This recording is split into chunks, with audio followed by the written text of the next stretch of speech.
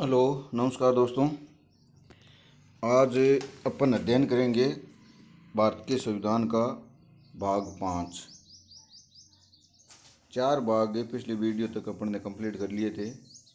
आज है भारत के संविधान का भाग 5 और इस भाग का नाम है संघ। ये काफ़ी बड़ा भाग है जो अनुच्छेद 52 से शुरू होकर 151 तक चलेगा। फिर 152 से संघ की जगह राज्य वाला वो राज्यपाल मुख्यमंत्री वो आ जाएगा।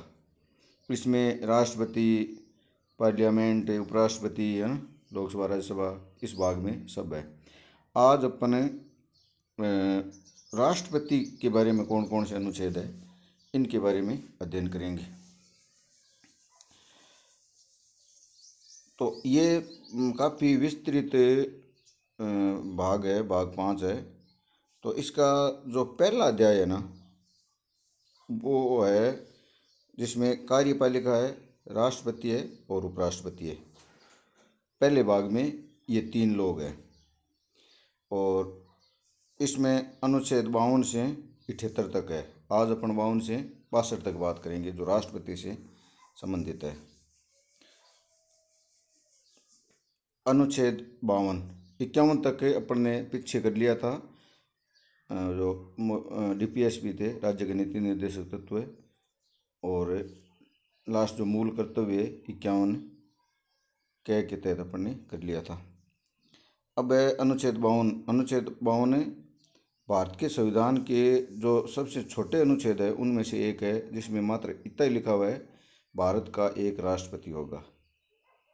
4 वर्ड का एक सेंटेंस है, इतना ही लिखा हुआ है अनुच्छेद 52 में, भारत का एक राष्ट्रपति होगा। ये बहुत बार परीक्षा में पूछा गया है, भारत का एक राष्ट्रपति होगा किस अनुच्छेद में उल्लेखित है, तो अनुच्छेद 52 आपको याद रखना है। फिर है अनुच्छेद 53। 53 में क्या है, संघ की कार्यपालिका शक्ति। और संघ की कार्यपालिका शक्ति किस में निहित है, संघ की कार्यपालिका शक्ति राष्ट्रपति में निहित होगी। वह उसका प्रयोग संविधान के अनुसार स्वयं वह अपने अधीनस्थ अधिकारियों के द्वारा करेगा।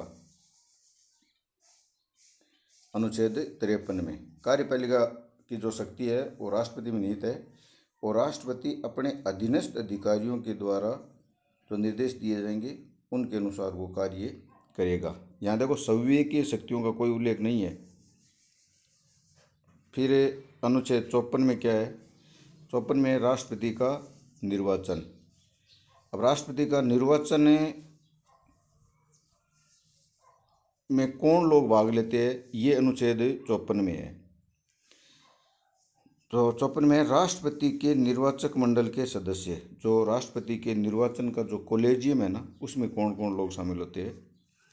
तो 1 नंबर है संसद के दोनों सदनों के निर्वाचित सदस्य, यानी लोकसभा के निर्वाचित सदस्य और राज्यसभा के निर्वाचित सदस्य। फिर राज्यों की विधानसभाओं के निर्वाचित सदस्य। अगर किसी राज्य में विधान परिषद है तो विधान परिषद के सदस्यों को राष्ट्रपति के चुनाव में वोट देने का अधिकार नहीं है। अब एक यहाँ प्रश्न ये उठता है कि विधानसभाओं के सदस्यों को वोट देने का क्यों अधिकार है राष्ट्रपति के चुनाव में। तो भारत एक संघीय व्यवस्था है और संघीय व्यवस्था में टॉप का जो अधिकारी है राष्ट्रपति है, उसको बनाने में विधानसभाओं का भी योगदान हो, मतलब संघीय ढांचा मजबूत हो, इसलिए विधानसभा के सदस्यों को भी मत देने का अधिकार है। एक दिल्ली और पुडुचेरी को के मतलब अपने दो केंद्र शासित प्रदेश है, दिल्ली और पुडुचेरी, जिनमें विधानसभा है, उनको भी राष्ट्रपति के चुनाव में मत देने का अधिकार दिया गया। तो आप नोट बना कर लिख लो, दिल्ली व पुडुचेरी के विधानसभाओं के निर्वाचित सदस्य भी इसमें भाग लेते हैं। और ये संशोधन कब हुआ था, तो 70वें संविधान द्वारा दिल्ली और पुडुचेरी को ये शक्ति प्रदान की थी और 70वां संविधान 1992 में हुआ था। अभी एसआई वाली एक परीक्षा हुई थी, 3 पेपर हुए थे उसके अलग अलग दिन में, एक प्रश्न यहीं से पूछा गया था, यही प्रश्न पूछा गया था। फिर है अनुच्छेद 55। अनुच्छेद 55 में राष्ट्रपति के निर्वाचन की विधि का उल्लेख है। राष्ट्रपति का निर्वाचन किस विधि से होगा, इस बात का उल्लेख है अनुच्छेद 55 में है। विधि का नाम है एकल संक्रमणीय आनुपातिक गुप्त मतदान। ध्यान रखना, इसमें 3 वर्ड है।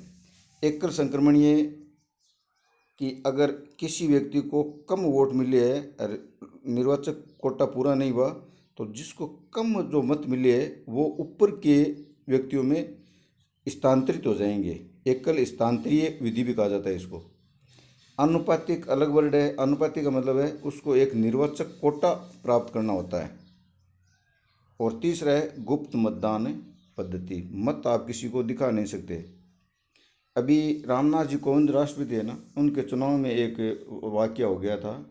मुलायम सिंह जी यादव ने जब वोट दिया तो वो देना किसी और को चाह रहे थे और दे किसी और को दिया उन्होंने। तो उन्होंने कहा कि अरे मेरा वोट गलत हो गया, तो मेरे को दूसरा वोट देने दो। निर्वाचक मंडल ने मना कर दिया था, क्योंकि आपने जिसको मत दिया था वो गुप्त नहीं रहा, ठीक है ना। तो आप किसी को मत दिखा नहीं सकते, गुप्त मतदान के द्वारा इनका चुनाव होता है। एक राष्ट्रपति का चुनाव कैसे होता है इस पे मैं अलग से एक वीडियो बनाऊंगा। अभी तो आर्टिकल चल रही है, अपने आर्टिकल देखो, और एक वीडियो मैं अलग से बना दूंगा राष्ट्रपति का निर्वाचन कैसे होता है। फिर है अनुच्छेद 56। अनुच्छेद 56 में है राष्ट्रपति का कार्यकाल। पद ग्रहण करने की तारीख से 5 वर्ष। ध्यान रखना, पद जिस दिन ग्रहण करेगा उससे लेके 5 वर्ष तक राष्ट्रपति काम करेगा। इसमें परंतु के क में है राष्ट्रपति उपराष्ट्रपति को संबोधित अपना त्याग पत्र दे सकता है। राष्ट्रपति को अगर त्याग पत्र देना होगा तो किसको देगा? उपराष्ट्रपति को। और उपराष्ट्रपति इसकी सूचना लोकसभा अध्यक्ष को देगा। एक देखो एसआईएल में एक बड़ा शानदार प्रश्न आया था, अभी वो नया ही प्रश्न बना है कि राष्ट्रपति अगर त्याग पत्र देना चाहे और उपराष्ट्रपति का पद रिक्त हो तो वो किसको संबोधित करके अपना त्याग पत्र देगा? तो ध्यान रखना, वहाँ सही उत्तर है वो लोकसभा अध्यक्ष होगा। फिर है अनुच्छेद 61 के अनुसार संसद महाभियोग द्वारा राष्ट्रपति को हटा सकती है। मतलब 5 वर्ष से पहले राष्ट्रपति को अगर हटाना हो तो एक तरीका तो वो अपना त्याग पत्र दे देगा उपराष्ट्रपति को, दूसरा तरीका संसद महाभियोग के द्वारा राष्ट्रपति को हटा देगी 5 वर्ष से पहले, और तीसरा राष्ट्रपति की पद अवधि समाप्त होने के बाद भी पद पर बना रहता है जब तक कि उसका उत्तराधिकारी कार्य ग्रहण न कर ले। भाई किसी कारण से जैसे कोरोना आ गया और नए राष्ट्रपति का चुनाव संभव नहीं हुआ, तो राष्ट्रपति का देखो ध्यान रखना एक ऐसा पद है जो कभी रिक्त नहीं होता। तो नया राष्ट्रपति आया नहीं तो 5 वर्ष का समय हो गया तो कोई बात नहीं है, नया उत्तराधिकारी उसका जब तक नहीं आएगा तब तक वो कार्य करता रहेगा। एक मैंने नोट यहाँ से बहुत बार प्रश्न बना है। राष्ट्रपति अपना त्याग पत्र उपराष्ट्रपति को देता है और उपराष्ट्रपति त्याग पत्र की सूचना लोकसभा अध्यक्ष को तुरंत देता है। अब यहाँ देखो 2-3 कंसेप्ट आप क्लियर करो। पहली बात, लोकसभा अध्यक्ष को क्यों सूचना दी जाती है, राज्यसभा के सभापति को क्यों नहीं? तो ध्यान रखना, राज्यसभा का सभापति तो उपराष्ट्रपति खुद ही है। इसका मतलब राज्यसभा को पता चल गया कि राष्ट्रपति का त्यागपत्र है। अब लोकसभा को कौन सूचना देगा? तो ये तुरंत लोकसभा अध्यक्ष को सूचित करेगा कि राष्ट्रपति महोदय का त्यागपत्र आ गया है, तो लोकसभा को भी सूचना हो जाएगी कि भारत के राष्ट्रपति ने त्यागपत्र दे दिया है। अनुच्छेद 57 राष्ट्रपति के पुनर्निर्वाचन की पात्रता। देखो जो राष्ट्रपति रह चुका है वह पुनर्निर्वाचन का पात्र होगा।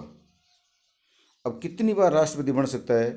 जैसे अमेरिका में 2 टर्म से ज़्यादा नहीं बन सकता, 2 कार्यकाल पूरे करो और तीसरा कार्यकाल पूरा नहीं कर सकते। देखो भारत में राजेंद्र प्रसाद 2 बार 3 बार रहे थे और कोई 2 बार बना ही नहीं, लेकिन राजेंद्र जी जब तीसरे कार्यकाल में बने थे तो नेहरू जी ने एक ऐसा मतलब सोचा था कि संविधान में संशोधन किया जाए कि 2 बार से ज़्यादा कोई राष्ट्रपति न बने, लेकिन फिर एक परंपरा सी बन गई।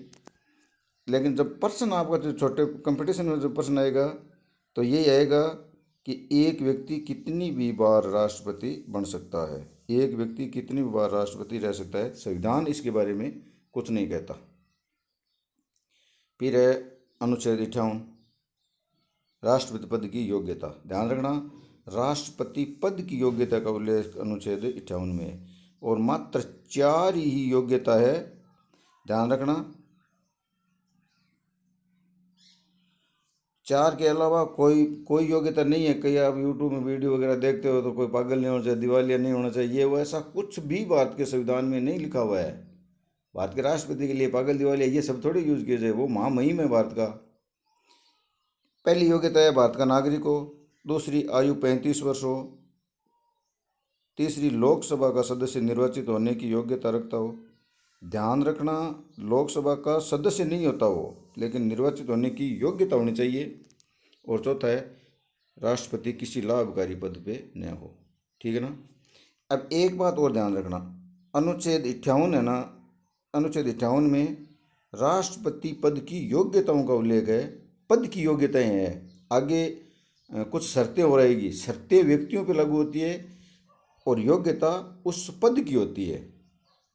तो राष्ट्रपति जो निर्वाचित होगा भारत का नागरिक हो, कोई भारत का नागरिक हो जिसकी आयु 35 वर्ष हो, लोकसभा सदस्य निर्वाचित होने की योग्यता रखता हो और किसी लाभकारी पद पे न हो, वो व्यक्ति राष्ट्रपति का निर्वाचन लड़ सकता है।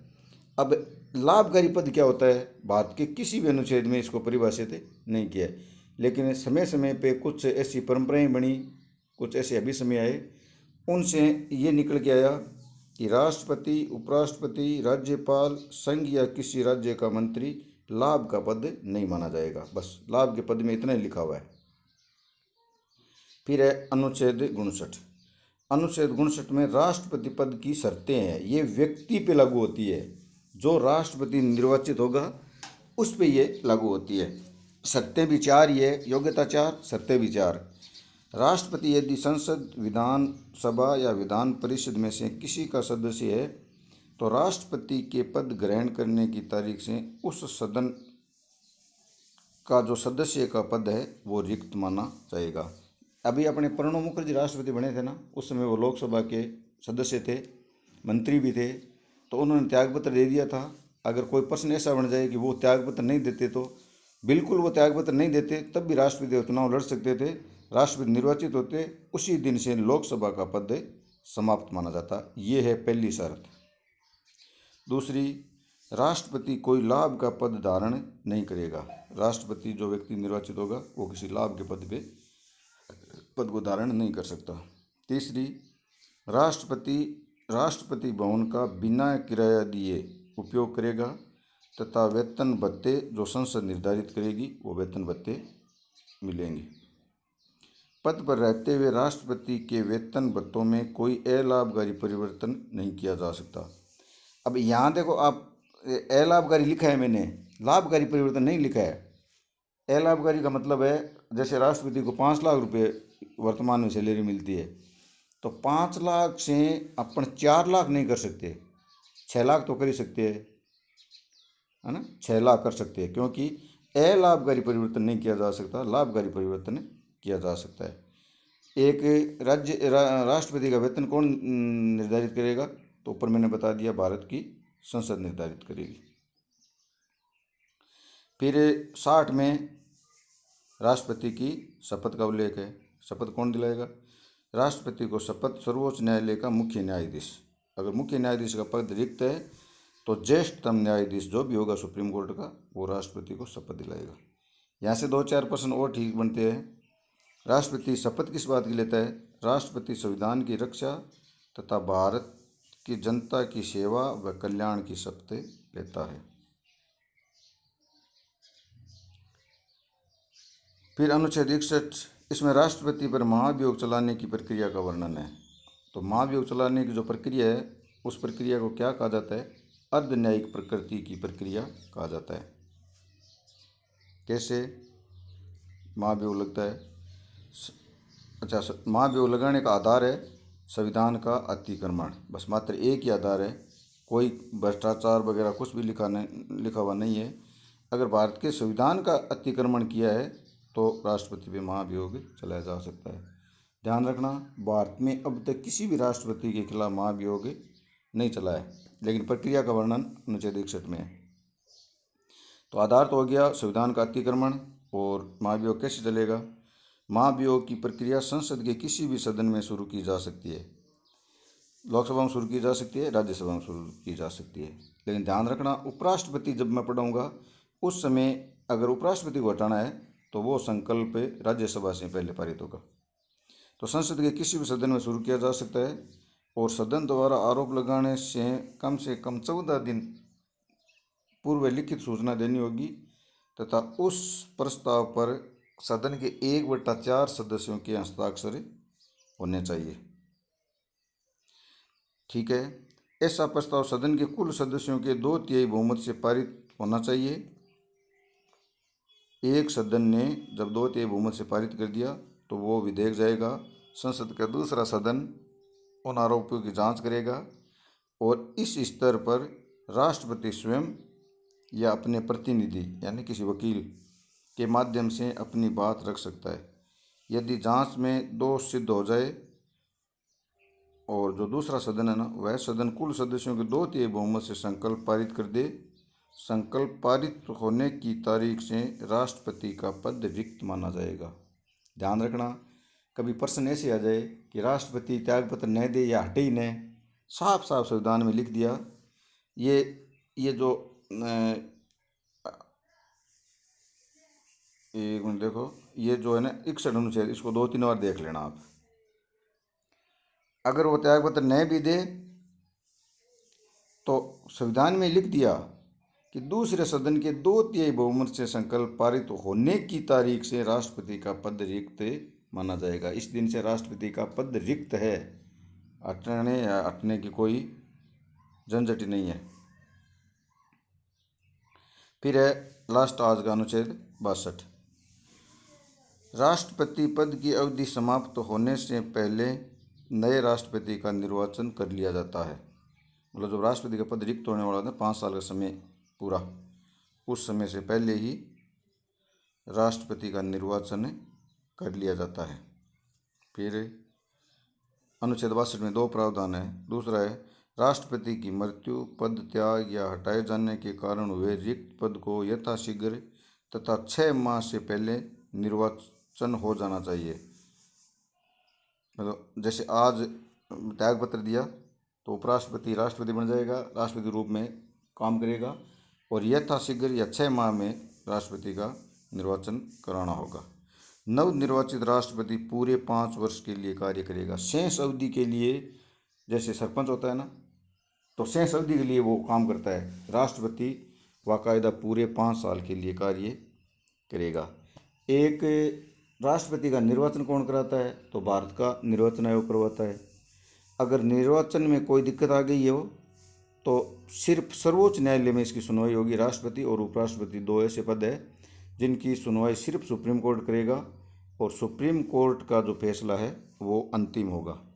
तो ये राष्ट्रपति से संबंधित अनुच्छेद थे। राष्ट्रपति से संबंधित निर्वाचन किस प्रकार होगा उसमें मैं अलग वीडियो बनाऊंगा। अभी अपने आर्टिकल चल रहे हैं तो इन आर्टिकलों का एक बार ध्यान रखना कि इन अनुच्छेदों में इसका उल्लेख है। फिर अगला अनुच्छेद उपराष्ट्रपति से संबंधित है जिस पे अपन कल चर्चा करेंगे। धन्यवाद दोस्तों।